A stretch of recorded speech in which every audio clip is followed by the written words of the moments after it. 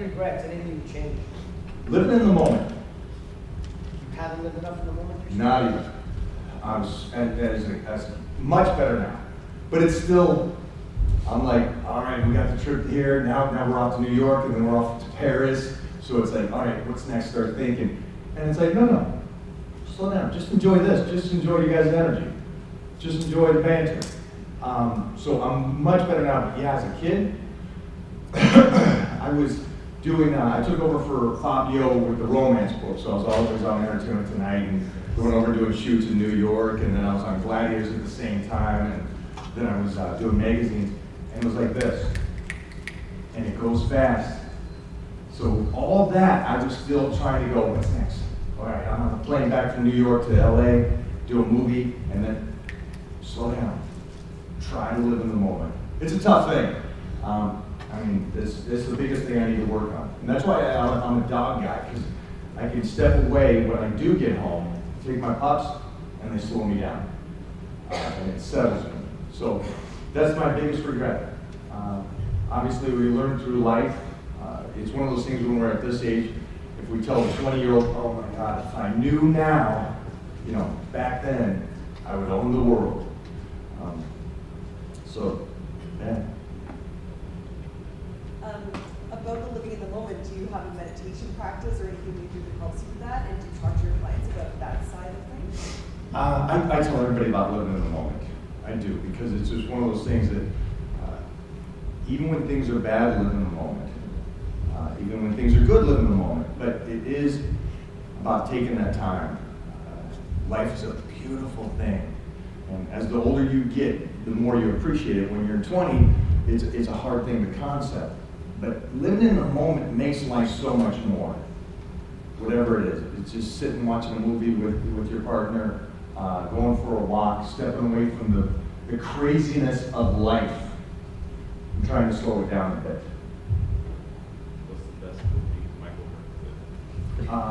You said you're traveling doing movies really quick, eh? The best one I was in? Best one. Definitely comes with Bruce Willis, Meryl Streep, and Goldie Hawn. Meryl Streep felt my boobs up. Best thing in the freaking world. She walks by me. First of all, Bruce Willis, just a guy's guy, coolest cat in the world. But Meryl Streep walks by and she goes, "Holy sheesh, those are big titties." So that was the highlight right there. I got felt up. All right, Oscar winner. So that was probably the most badass. And then just meeting somebody like that. You never want to meet your idols, they say. But meeting him and how cool and down to earth and smart ass he is freaking awesome. I'm a huge fan of American Gladiators. I grew up watching the original, and I came back with the crazy personalities. How much of the personalities of being an American Gladiator is kind of from you versus what they kind of say? If you got to play, well, absolutely like crazy fashion insane. You know what? There was different people. Because on the original, there was a guy named Nitro, Dan Clark. Awesome guy. And so I know he portrayed a very arrogant kind of guy on the show, but he was just a sweetheart. He understood TV. The shows have changed over the year. We did I don't know if you guys know Terry Crews. Yeah, Terry's, love the success he's had because he is probably one of the most true people I've met in the world of Hollywood. He's about his family, he's about taking care of people, and it's about coming from a positive place. But we did a show where the characters were blown way out of character. But they allowed us also to kick some serious ass, so it was nice. But the new Gladiators, like Wolf, no, that was him. It's changed over the years. The originals were a little bit more violent, and they let us have free reign on kicking butt, but the newer ones were a little bit more tame, obviously. That's Hollywood's Hollywood. It's fun.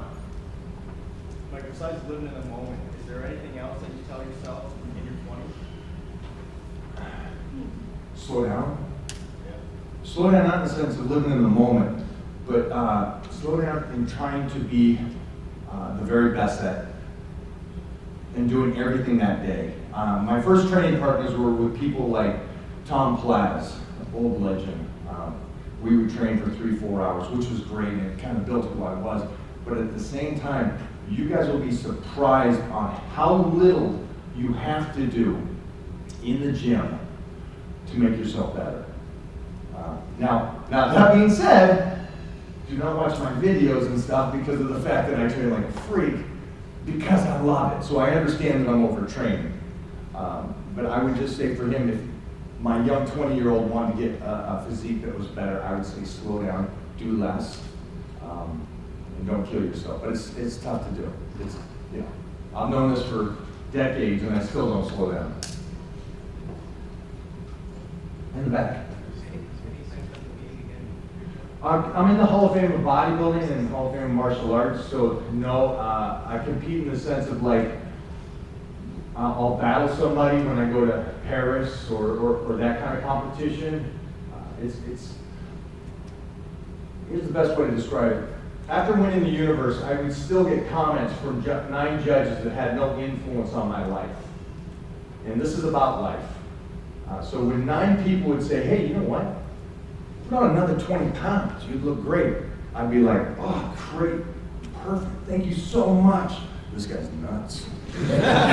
So I would agree to walk away. I am one of those guys that I knew that the body was an art piece, not a sport. Bodybuilding is not a sport, it's an art piece.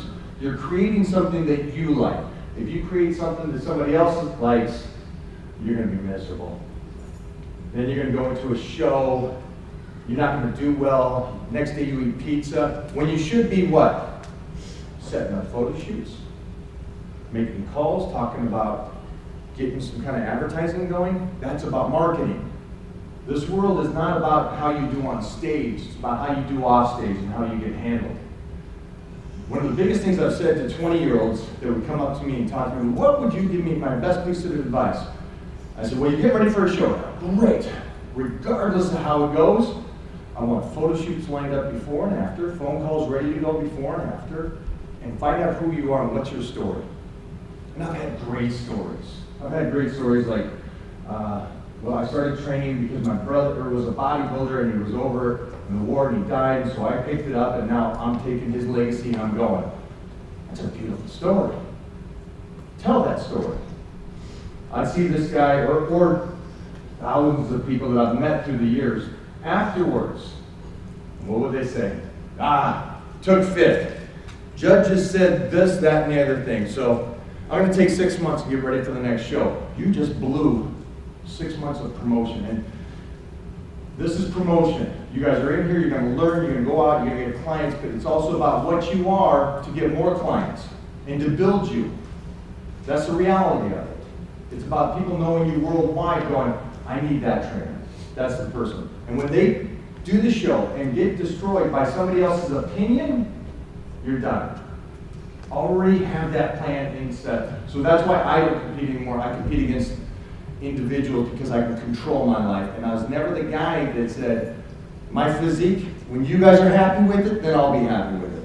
I was happy with it way before that. I won my last Mr. Universe when I was 30. And after that, 5 years later, I was inducted in the Hall of Fame and stuff. And I'm like, I'm good with that. Those guys, I create my body for me. So they say that in order to be a elite trainer, You need to read read. like 4 books a month. I don't know what that's about, but anyhow. I'm hooked on phonics, so I'm out.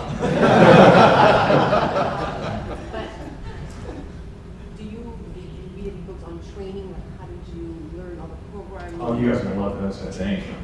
So 4 books a month, read, you become an expert, you move up a level. I have never been, and I'm not saying this to you guys, I want you asking questions. I was never a question answer. Because I started so young, I took experience. And then, because I had a beautiful, innocent ignorance, I could build on that. So as soon as you go and read something in a sense, or public tells you, most of the social media today, this is what it is. Okay, I'll take that verbatim, that's my mindset, I'm done. When I was 9 to 14 and continued, I was so young I trained with these 6 guys. They would squat and deadlift almost 1,000 pounds and bench 600. They look terrible. Respectfully. But they were strong. I was so young, I thought everybody's dad was that. I thought everybody in the world was this. I didn't know I was training with the 6 best in the entire world. So imagine my mindset. So you go into a gym, somebody squats 225, that's the heaviest in the gym. That's your mindset, right? That's the heaviest guy in here, it's 225, 315, you can't go heavier than that. I at a young age was thinking 1,000 is everybody. So I can do 1,500, is my mindset. I said, you guys don't look good, so I want to look good. Why can't I look good? Well, you can't do both, kid. Yes, I can. I was young, right? So I started bodybuilding and powerlifting at such a young age. Experience.